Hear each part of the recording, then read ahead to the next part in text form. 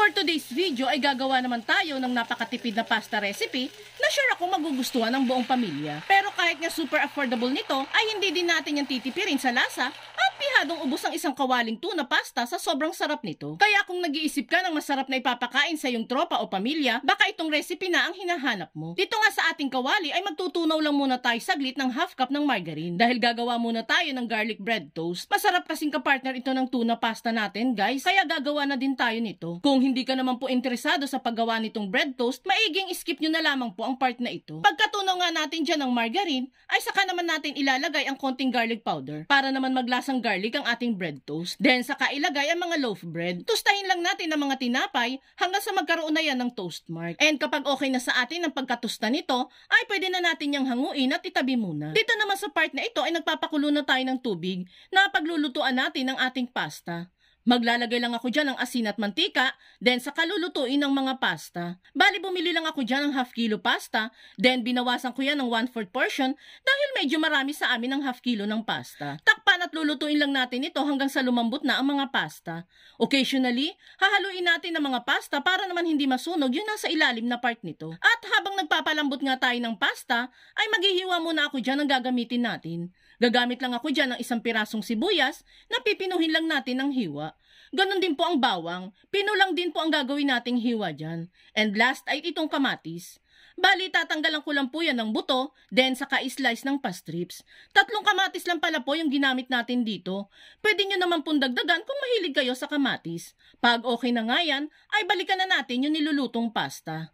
Ayan guys, lumambot na nga yung pasta natin dito. Pwede na natin yung hanguin at i-drain ang tubig. Dito naman sa ating kawali ay maglalagay lang tayo ng konting mantikang panggisa. Sasamahan ko na din po yan ng mantika na galing sa lata ng tuna. Painitin lang natin yan at saka tayo magigisa ng mga aromatics.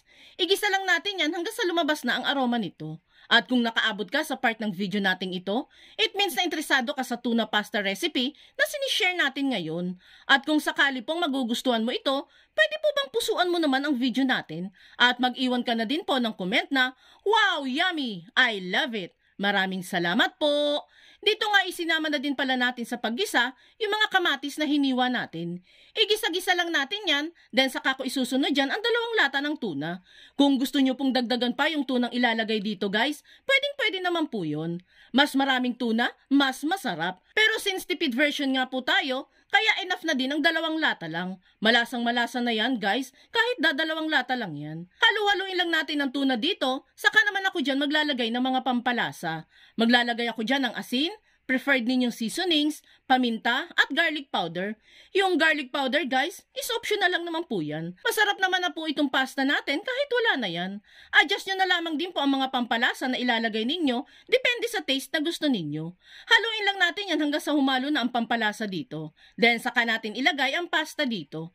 Haluin lang hanggang sa kumapit na yung sauce na ginawa natin dito sa pasta. Make sure lang na halong-halo to guys ha, para every strand ng pasta ay makapitan ng sauce. Lagay na din pala natin sa low heat ang apoy natin dyan para di naman masunog yung pasta natin dito. Mga 5 minutes ko lang po itong hahalu-haluin dito. And kapag nga wala na po kayong makitang sauce sa ilalim ng pan, ibig sabihin yan ay luto na ito. Maaari na natin yang hanguin. And that's it guys. Ganun lang kadali gumawa ng masarap na pasta tuna. Hindi rin mabubutas ang bulsa mo dito dahil iilang ingredients lang naman ang ginamit natin sa pagluluto nito. Sure akong bibilib na naman ang pamilya mo sa sarap nitong tuna pasta natin. Kaya kung ako sa inyo, subukan nyo nang magluto nito.